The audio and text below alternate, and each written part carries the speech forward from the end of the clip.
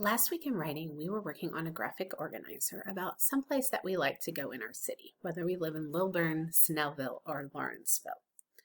So this week we are going to take our graphic organizer and we are going to complete a writing piece about our favorite place to go. Now you've already done all the hard work, or a lot of the hard work, because you've already got your ideas down. You've already stretched out the sounds and words so you know what you're going to do. We can use our sight word wall in the classroom, or at home you can use your sight word in your yellow writing folder to help you with any of the sight words that you're not sure how to spell. And then the other words should already be on the graphic organizer. So today we're going to learn, how do we make a good sentence? So when we look at one of the squares in our graphic organizer, how do we put our thoughts that we thought of together into a great sentence? Now look up here, you can see it says first we need to ask ourselves some questions. If you need to, you can fold your graphic organizer so there's only one square in front of you. So that way all the other squares, that's a lot to think about at one time, and we're only going to be looking at one square because that one square is going to turn into one sentence. And how we're going to do it is we're first going to ask ourselves some questions about that square. So look at that square, look at what you wrote, look at any pictures that you drew last week. Now you have those thoughts in your head, and I want you to ask the first question. Who is this sentence going to be about? It's probably going to be about you. So you would say it's about me, but when we start a sentence, you use the sight word I. So if that's the case, that's going to be your first word, I. If the sentence is about somebody else, maybe you want to talk about your mom or your dad and how they're driving you to your favorite spot in the Lilburn, Lawrenceville, or Snellville. You might want to start the sentence with mom or dad, or grandma, grandpa. It's up to you. But most of us, our sentence is going to be about ourselves. So our first word is I.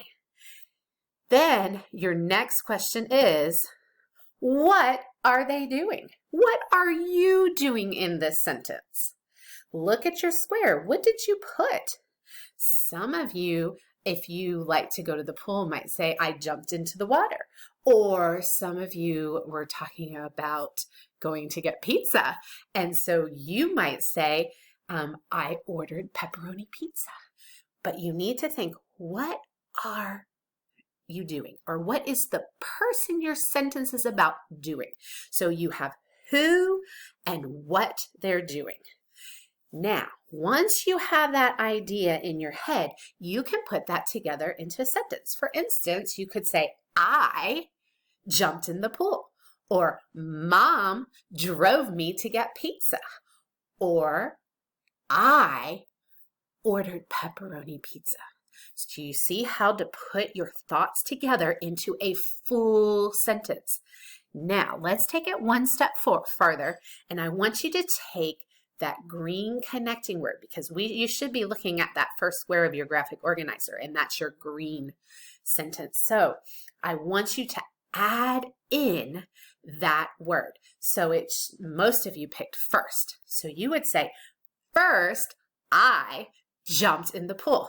Okay, your turn. Say your sentence using the connecting word, then say who, and then say what the person is doing. You can pause this video and practice. If you need to, you can say the sentence down your arm. What that means is you take your hand and you start at the shoulder of your other arm, and you say each word. And as you say a word, you go down your arm, touching different spots on your arm. So by the end of the sentence, you're at your hand. This is just a sensory thing that helps to get the sentence in our head. All right. Go ahead and practice saying your sentence. All right, is that sentence in your head? Now it's time to move to our next step. Our next step is taking the sentence that we have created and writing it on a piece of paper. If you want, whoever's helping you learn today could draw lines for each word of your sentence, just to help you keep those words in order. And then these are the 3 keys to writing a good sentence.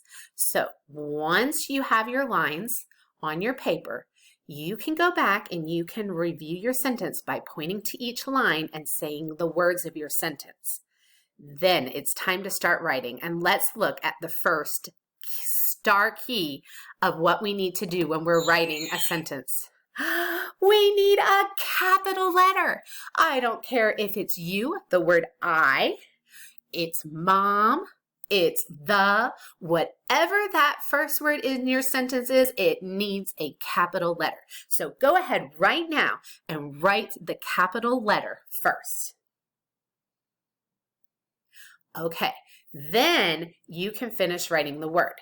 But before you go to the next word, you need to remember the second star key to writing a good sentence. Here it is. Leave a space. Write a word and leave a space. Write a word and leave a space. Write a word and leave the space to the very end. So if your mom or someone who's helping you learn today has written the lines for you, you don't need to remember as much to leave a space. But if you are writing the words yourself, and that's a great thing if you can do that, you need to take your finger after you write a word, take your finger, because your finger is the perfect space size to have between the words of the sentence.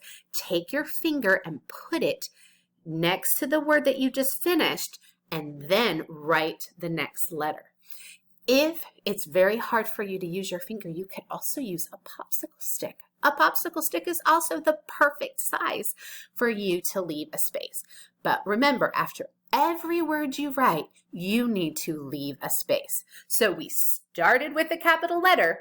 We left a space after each word. Now we're at the very end of the sentence, and here's our third star key for what we need to have at the end of the sentence. We need a punctuation mark. Now, if you look here, you can see it's a period. A period is a perfect end of the sentence punctuation mark. However, if this sentence you're really excited about what you're doing, you might want to put an exclamation point, and that's okay. As we go throughout the year, we could add question marks. For right now, I would stick with periods or punctuation mark. All right, so do the same things with each square of your graphic organizer, and before you know it, you are going to have a great writing piece for this week, and you will have used great sentences, and you will have capital letters, spaces between the words, and punctuation marks at the end of each sentence.